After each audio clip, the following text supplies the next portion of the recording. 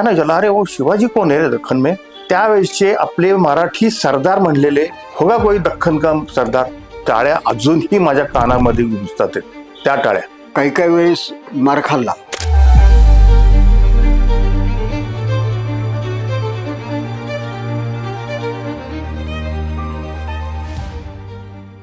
सगळ्यात पहिल्या प्रयोगाच्या गमती जमती किंवा चुका त्यातनं आलेले अनुभव हे सगळं काय होतं? पहिल्या याच्यामध्ये तर सगळ्यांना टेन्शन जास्ती होतो. आम्ही सगळेजण की काय होणार आहे माहिती नाही, आता कोणालाच कशाचा काही अनुभवही नाही आहे आणि कसं काय होणार, म्हणजे प्रत्येकजण एकमेकांकडे संशयाने आम्ही पाहतच होतो की आता काय पहिलं आहे. पण सगळेजण आपण ते उसना अवसान आणून सांगायचं म्हणून अजिबात काळजी करू नका, जसं होईल तसं तू करून टाक, पुढचं पुढे बघून घेऊ आपण काय असेल ते.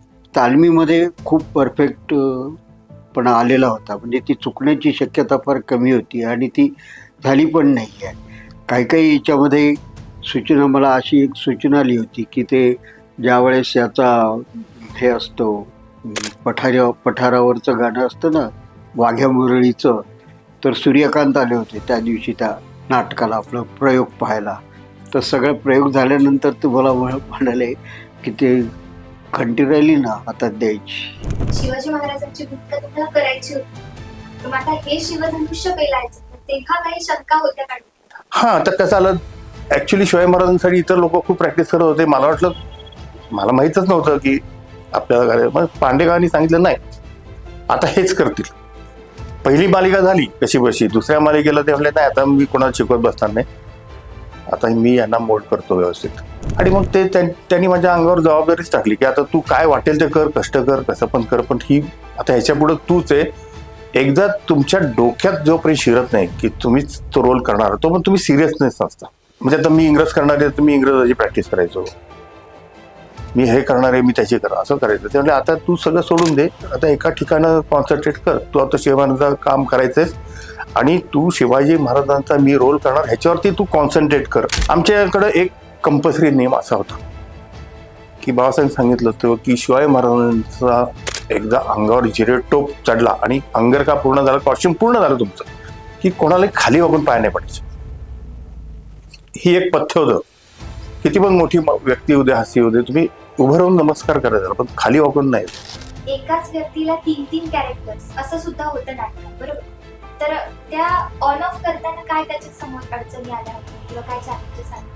बऱ्यापैकी अडचणी यायच्या, कारण तो डायलॉग संपतो केव्हा याच्याकडे तुम्हाला खूप लक्ष ठेवायचं. आता माझ्याही बाबतीमध्ये अशा गोष्टी अनेक वेळा घडल्या की मग त्यावेळेस ते अंतर किती आहे आणि कुठल्या डायलॉग संपल्यानंतर केव्हा आपण इथून निघायचं आणि तिथं पोहोचण्यासाठी आपल्याला किती वेळ लागतो, हे कॅल्क्युलेशन असायचं.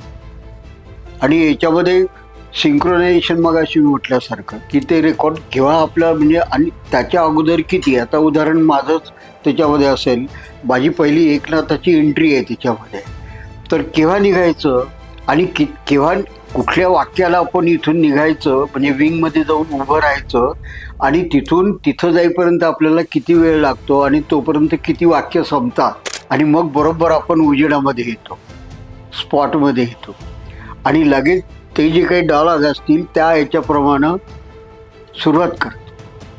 म्हणजे त्या वाक्याला तुमचे अभिनय सुरुवात झाली पाहिजे शब्दांना, आणि त्या शब्दानुसार तुमचे सगळे हालचाली पाहिजे, हावभाव पाहिजे. हे सिंक्रोनायझिंग खूप महत्त्वाचं होतं. पण काही काही वेळेस मार खाल्ला, बऱ्याच वेळा मार खाल्ला.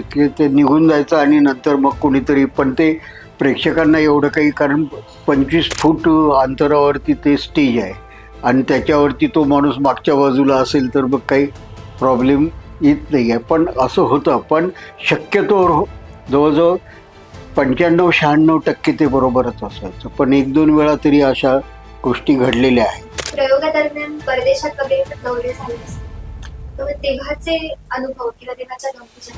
आमचा पहिला प्रयोग झाला 4 जुलै 1997 अमेरिकेला बोस्टनमध्ये.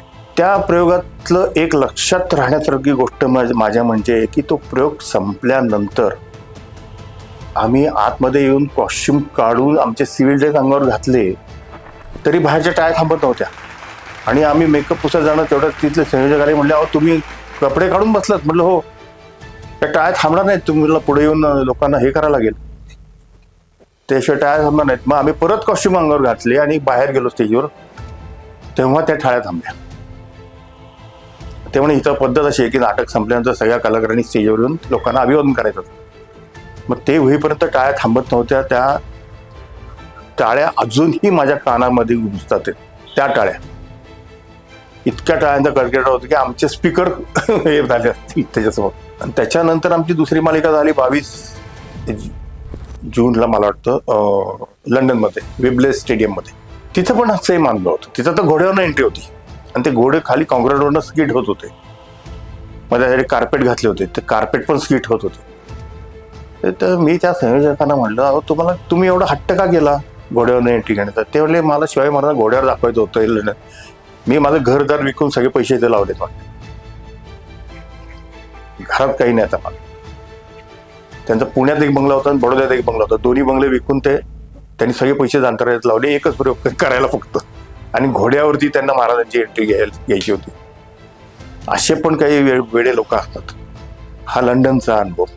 पण आपल्याच लोकांना म्हणजे पुण्यापासून लांबचे जास्तीत जास्त लांब म्हणजे अगदी तुम्ही जळगाव घ्या किंवा ह्या बाजूला तुम्ही औरंगाबाद, ह्याच्या पलीकडच्या लोकांना काही माहित नव्हतं. जळगावच्या लोकांना शिवाजीबद्दल काही म्हणजे काही माहित नव्हतं. इव्हन कोल्हापूरच्या लोकांना पानिपत बद्दल माहित नव्हतं. पानिपत पिक्चर बघितलं त्यांना कळलं की पानिपतमध्ये मराठे लढलेत, हे त्यांना माहित नव्हतं. हे आपल्याला फक्त पुण्यापुरतंच आपल्या लोकांपुरतं हे आहे. आता विदर्भात मी जेव्हा गेलो अकोला, नागपूर, अमरावतीला, तेव्हा ते म्हणले येतो हमको मला पता भी नहीं था महाराज ऐसा थे ऐसा थे, कुछ मालूम नहीं था. तर त्या लोकांना काही म्हणजे काही माहित नाही. आता महाराष्ट्राच्या बाहेर नर्मदेच्या पलीकडं जस्ट तिथं तर शिवचरित्र शिकवत पण नाहीत, तर त्यांना हे माहीत पण नाही. 75 साली मी ग्वाल्हेरला गेलो होतो. तेव्हा माधवराव सिंधेंचं इलेक्शनचं कॅम्पेन चालू होतं. तर त्यांना कोणीतरी सांगितलं आमच्या नातेवाईकने की ते पुण्याहून शिवशाहीर बाबासाहेब पुरंदरे आलेले आहेत, तर तुम्ही भेटणार का त्यांना? तर त्यांनी विचारलं कोण आहेत ते शिवशाहीर, काय आहेत? तर म्हणे शिवाजी महाराजांवरती व्याख्यान वगैरे. मग ते म्हणले ठीक आहे. मग त्यांनी काय केलं होतं, आता स्वातंत्र्य मिळाल्यानंतर दरबार भरवता येत नाही म्हणून त्यांनी क्लब काढला होता, जिवाजी क्लब.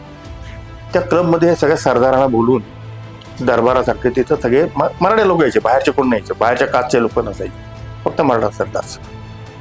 त्यांना विचारलं अरे ओ शिवाजी कोण आहे दख्खन में? त्यावेळेसचे आपले मराठी सरदार म्हणलेले मी ऐकले कानानी, ते म्हणले होगा कोई दख्खन का सरदार. हे ग्वाल्हेर मधले मराठा सरदारचे तोंडची वाक्य आहेत. जेव्हा माधवराव सिंधे विचारलं शिवाजी कोण आहे यार हो, तेव्हा कोई होगा ग्वाल्हेर का दख्खन का सरदार. म्हणजे 75 सालची गोष्ट आहे. 75 साली तिथल्या लोकांना हे असो असे बोललेत आणि त्याला आम्ही आय विटनेस होतो. बाबासाहेबांचं तो डोकंच फिरलं. बाबासाहेब म्हणले आत्ताच्या आत्ता ग्वाल्हेर सोडा.